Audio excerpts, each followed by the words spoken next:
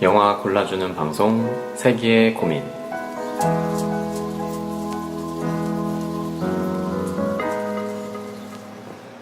네, 세기의 고민 5회 1부 문을 열었습니다. 안녕하세요. 저는 오늘도 진행을 맡은 한섬이고요. 오늘도 세계적인 영화 해설사 서은호 선생님 오셨습니다. 안녕하세요. 네, 안녕하세요. 서은호입니다. 네, 세계적인 영화 해설사라는 호칭이 좀 부담스러우신가요? 그렇긴 한데요. 네, 희망사항이니까 세계적인 영화 해설사가 되고 싶으신 걸로. 네, 그렇게 넘어가도록 하죠. 지난 한 주도 어떻게 별탈 없이 지내셨나요? 네, 별 일은 없었고요. 카드 명세서가 나왔는데 네. 이게 너무 식비 지출이 많더라고요. 아, 네. 제 한 달 수입의 한 85%인가? 요즘에는 그 그래프랑 퍼센트로 보여주는데 식비가 80% 넘더라고요. 그래서 가계부 같은 걸 쓰시는 건가요? 그러니까 요즘에는 카드 명세서에 다 나와요, 그게. 아, 명세서에? 네, 네. 그래서 너무 이 식비 지출이 많다. 그러니까 좀 있어 보이는 말로 하면 엔겔 지수가 너무 네. 높은 거죠. 그래서 뭔가 사치를 해야겠다. 닌겐으로 태어나서 사치 안 하고 살면 뭐가 닌겐인가, 그런 생각과 함께 폭풍 지름을 하고 물건을 보면서 더욱 허탈함을 느끼는 일주일을 보냈습니다. 이 결제 완료창 볼 때까지만 행복하고 택배 네. 박스가 오니까 그렇게 안 행복하더라고요. 아, 그래요? 네. 뭐를 사셨길래? 신발하고 옷하고 청소기를 샀는데 청소기는 오히려 뜯고 나서 청소를 하니까 굉장히 뿌듯했는데 신발하고 옷은 택배 박스를 보니까 그렇게까지 흥분되지는 않는 좀 기이한 기분이라고 해야 될 것 같아요. 제 생각엔 더 비싼 걸 사고 싶은 게 있는데 그걸 안 사서 그런 게 아닐까요? 저는 이렇게 팩트 폭행 금지하는 법안을 누가 빨리 발의 좀 했으면 좋겠어요. 네. 더 사고 싶은 걸 나중에 사서 네. 더 큰 기쁨을 누리시기 바라고요. 여러분들의 도움이 필요합니다. 네.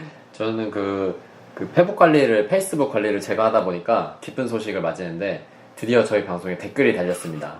네. 네. 그래서 방송을 이제 제 페북 계정에 올리니까 몇 분이 달아주셨는데, 그때 상영작으로 스파이더맨 홈커밍 그거 소개를 해드렸어요.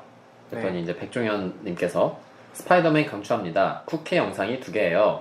크레딧 꼭 다 보고 쿠키 챙겨 먹고 오세요이라고. 여자예요?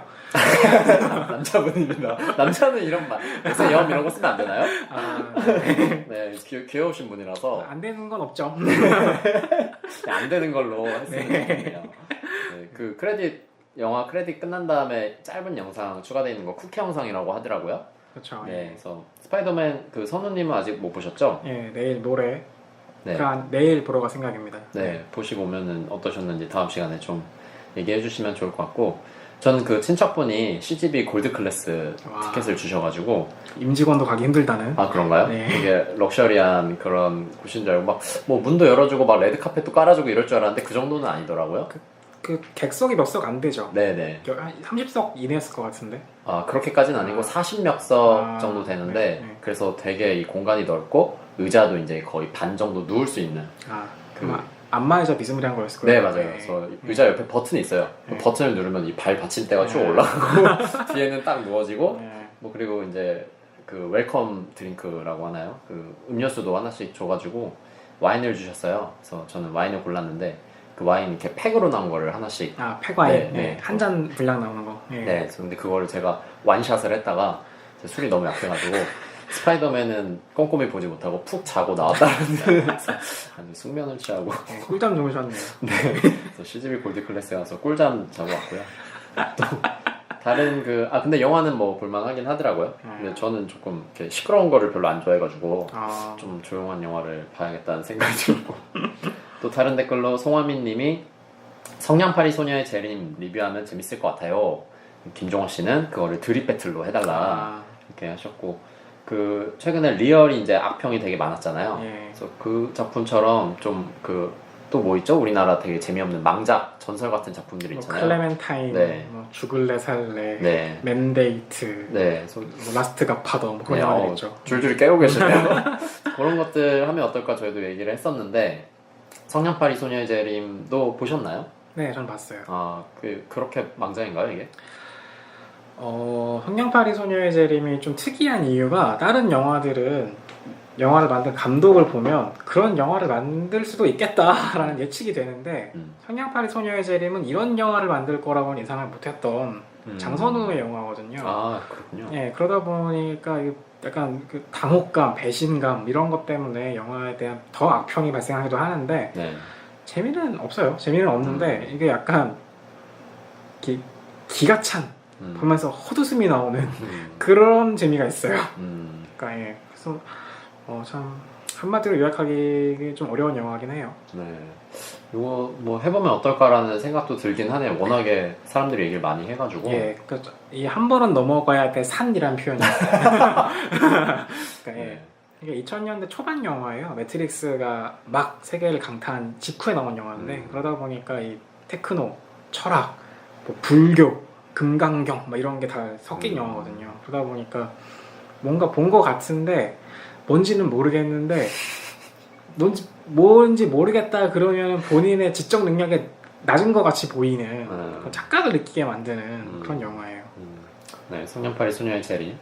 이 송하민님은 이 영화를 보셨는지 모르겠네요. 왜냐면 이분이 지금 20대 초반인 분이라서 이 영화가 나왔을 때 되게 어렸거나 뭐 이랬을 거거든요. 그래가지고 보시고 얘기를 하는 건지 모르겠지만 저희도 한번 이거를 얘기를 논의를 좀 해볼게요. 네, 이거는 이거만 하지 말고 좀 네. 다른 망장 영화를 묶어줘야 될 것 같아요. 이 성냥팔이 소녀의 제리만 넣고 40분 이야기하면 멘탈 깨질 것 같아요. 네. 네, 그래서 몇 개 모아서. 네.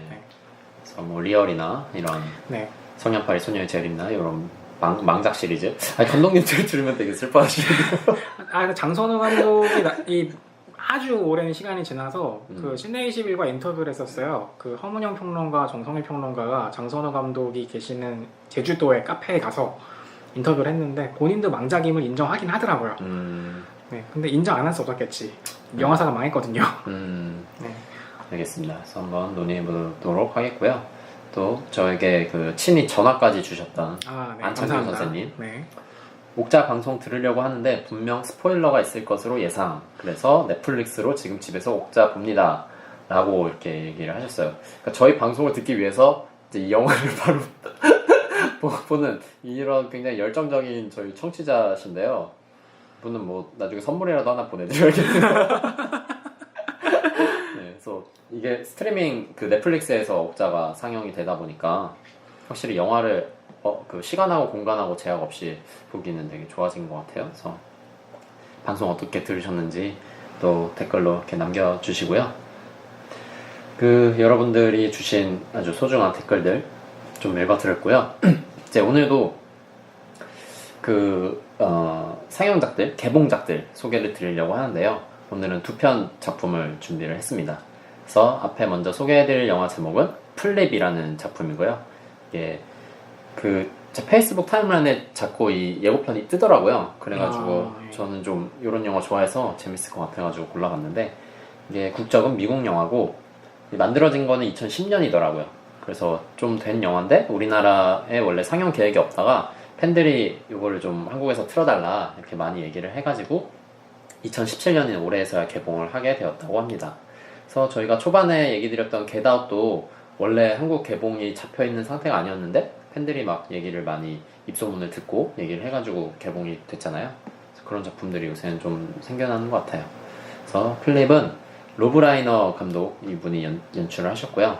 그 다음에 주인공은 메들린 캐롤 콜런 맥올리프라는 배우. 네, 제가 배우들을 잘 몰라가지고 발음도 어렵네요. 발음이 꼬이네요.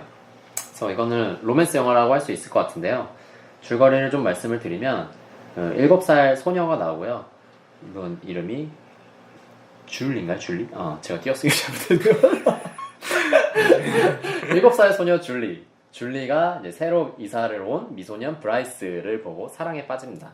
그래서 줄리는 성격이 되게 용감한 아이예요. 그래서 브라이스한테 자기가 너를 좋아한다 이런 표현을 되게 적극적으로 하는데 반면에 남자인 브라이스는 그런 줄리를 좀 부담스러워해요. 그래서 브라이스가 6년 동안이나 줄리의 사랑을 계속 피해 다닙니다. 그러다가 어느 날 브라이스가 줄리한테 계란을 선물로 받는데 그 계란을 뭐 맛이 없었던 건지 아니면 별로 계란을 안 좋아하는 건지 그 여자애가 싫었던 건지 아무튼 쓰레기통에 이걸 버리나 봐요. 근데 그걸 버렸다라는 사실을 줄리한테 딱 걸리게 되는 거죠. 그래서 줄리가 화가 나서 이제는 줄리가 브라이스를 더 이상 따라다니지 않고 슬슬 피하기 시작하는데 계속 나 좋다고 다니던 사람이 내가 별로 마음이 없었어도 갑자기 없어지면은 좀 허전할 수 있잖아요. 네, 그래서 좀 허전함을 느끼는 여기까지가 딱 그 배급사에서 뿌려놓은 그 스토리고요. 플립이라는 작품. 네, 그리고 7월 13일에 개봉을 했고요. 요새 좀 영화가 어두운 게 많은 것 같아가지고 좀 이런 밝고 따뜻하고 말랑말랑한 그런 영화를 좋아하시는 분들은 보시면 좋을 것 같습니다. 로브 라이너는 생각보다 네. 오래전부터 영화를 찍어온 사람이에요. 네. 네, 80년대에도 이 영화를 찍었거든요. 저랑 한선님이랑 10년 전에 네. 같이 본 영화 이것이 스파이널 탭이다 라는 모큐멘터리 영화가 있어요. 네. 아까 물어보니까 한선님은 기억 못하시더라고요. 네, 저는 전혀 기억이 없는데. 저희가 1학년 때 강의실에서 봤거든요. 수업 시간에. 네, 대학교에서. 대학교에서. 한선님이 10년 전에 공부 안 했다라는 반증이 될 수도 있을 것 같은데 아마 잤을 겁니다. 저도 잔 것 같긴 해요. 근데 생각해보니까 몇몇 장면들은 기억 안 나요. 네. 모큐멘터리 영화였어요. 실제로 존재하지 않는 밴드인 스파이널 탭을 놓고 그들의 이제 일대기를 훑는 방식의 약간 페이크 다큐멘터리, 네. UV 같은 느낌이었던 거죠. 유세윤이 했던 밴드예요. UV 같은 느낌이었던 거죠. 미저리라고 하는 UV는 실제로 그러니까 원래는 가상의 밴드인데 실제로 튀어나와 버린 거죠. 그렇게 된 거군요. 몰랐네요.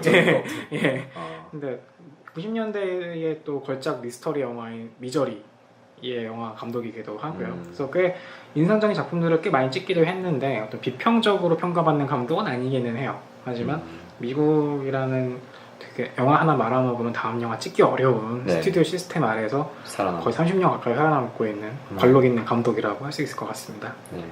영화 감독이 이게 데뷔보다 어려운 게 이제 두 번째 작품 그렇죠. 찍는 거라는 이야기가 있죠. 네. 그런 계속 기회를 받는다라는 것은 확실히 흥행적으로도 손을 잘 보지 않는 감독이고 평가적으로도 이 최소 이상의 퀄리티는 늘 보장하는 감독이라는 얘기가 되기도 하겠죠. 네. 그래서 일단 감독이 이제 데뷔도 어렵긴 하지만 두 번째 작품 찍는 게 첫 번째 작품의 결과에 따라서 판가름 나기 때문에 상당히 어렵고 그다음에 작품을 3개 찍으면 이제 앞에 2개가 다 괜찮았다는 얘기이기 때문에 그렇죠. 그 후로는 이제 아무래도 좀 오래가는 감독들이 많은데 그래서 세 번째 작품이다 이러면은 그 영화가 망할 수 있겠지만 굉장히 거기까지 오는데도 상당히 긴 여정을 마친 그런 감독들이라는 것을 그렇죠. 굉장히 힘듭니다. 네, 여러분들이 알아주시면 좋을 것 같고요. 다음으로 소개해드릴 작품은 우리 세계적인 이분은 정말 세계적인 분이죠. 크리스토퍼 놀란 감독의 덩케르크라는 작품입니다. 크리스토퍼 놀란은 많은 분들이 아실 것 같은데 그 배트맨 나오는 다크나이트 시리즈나 인셉션, 다음에 인터스텔라 이런 영화들 찍은 감독님이죠. 그래서 덩케르크 소개를 드리면 2차 세계대전이 배경이고요. 그때 실화를 바탕으로 만들었다고 합니다. 그래서 1940년 5월에 벌어졌던 일인데요. 서유럽 최강의 육군을 보유했던 프랑스가 독일과 전쟁을 하다가 참패를 합니다. 그러면서 이제 연합군이 무너지기 시작을 하는데 독일을 피해서 후퇴를 하던 프랑스, 영국, 벨기에 군인들 40만 명이 프랑스 북쪽에 있는 덩케르크 해안, 여기가 이제 그 프랑스의 지역 이름인가 봐요. 그래서 그곳에 모여서 일주일 동안 세계 역사상 최대 규모의 탈출 작전을 펼치는 그런 이야기라고 합니다. 그래서 이 작품 IMAX 이렇게 뭐라고 해야 될까요? 화면이 납작하고 긴 포맷? IMAX 포맷? 네, IMAX 포맷이 이제 IMAX 전용관이 원래 있고 IMAX 그 방식으로 촬영하는 게 있는 거잖아요. 그렇죠. 네, 그래서 IMAX 전용관에서 원래 보면은 더 이 광활한 그 현장을 생생하게 볼 수가 있는 건데 우리나라는 그 IMAX 전용관이 IMAX라고 있긴 한데 이게 제대로 구현이 되는 시스템까지는 아직 없나 봐요. 그래서 제가 조금 찾아보니까 CGV 그 천호 지점에 그나마 제일 큰 상영관이 있다 뭐 이런 얘기가 있던데 여튼 좀 커다란 스크린으로 찾아보시면은 좀 더 이 생생하게 전쟁 현장을 경험하듯이 그런 느낌을 받을 수 있다고 하니까 그런 극장들 좀 찾아서 보시면 좋을 것 같습니다. 크리스토퍼 놀란은 좀 제가 생각하기에는 조금 약간 모순적인 감독 같거든요. 네, 그러니까 그렇죠. 35mm, 70mm 필름에 집착해요. 그러니까 IMAX 극장이 보급된 건 최근이지만 IMAX 자체는 되게 옛날부터 있던 포맷이거든요. 네. 어렸을 때 입선 빌딩 놀러 가시면 보잖아요. IMAX 영화 보시잖아요. 네. 이게 이제 70mm 필름인 것 같던데. 그러니까 되게 옛날 그런 필름의 질감, 그다음에 옛날식 큰 스크린에서 영화 보던 그거에 집착하는 감독이에요. 그러니까 아날로그에 집착하는 것 같은데 인터스텔라 같은 영화 보시면 CG로 떡칠된 영화잖아요. 그렇죠. 그러니까 CG로 떡칠한 영화 찍으면서 옛날 방식을 고수하는 좀 모순적인 감독이라고 저는 생각을 하는데 이번 영화는 CG 물론 전쟁 영화이기 때문에 역시 CG가 꽤 들어갔을 것으로 생각은 합니다만 이 모순적인 그 어떤 느낌들, 그러니까 광활한 화면으로 보는 CG 그런 느낌들은 좀 덜할 것 같긴 하고 논란이 이렇게 거대 규모의 액션 장면을 못 찍는 걸로 유명하거든요. 아 그래요? 그 다크나이트 시리즈 마지막 완결편 다크나이트 라이즈인데 네.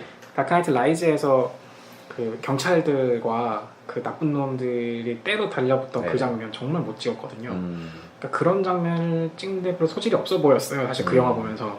근데 이런 정말 떼샷이 무궁무진할 것으로 추측되는 이 영화에서 그런 논란의 액션 연출이 얼마나 잘 됐는가 또 흥미로운 이 포인트가 아닐까 싶습니다. 네, 그래서 7월 20일에 개봉하는 덩케르크 소개를 드렸고요. 오늘은 그 보통 3개, 지난번에 4개까지 소개를 드렸는데 오늘은 2작품만 소개를 드렸어요. 다른 작품들은 뭐 또 몇 개 개봉작들이 보이긴 했는데 그냥 제가 좀 보고 싶은 거 이렇게 사적인 방송으로 꾸며봤고요. 네, 오늘 작품 소개는 조금 짧게 끝난 것 같네요. 그래서 여기서는 작품 소개는 마무리를 하고 또 2부에서는 그 10년 전에 개봉했던 영화를 준비를 했는데요. 그 작품을 말씀을 드리도록 하겠습니다. 그러면 2부에서 만나도록 할게요.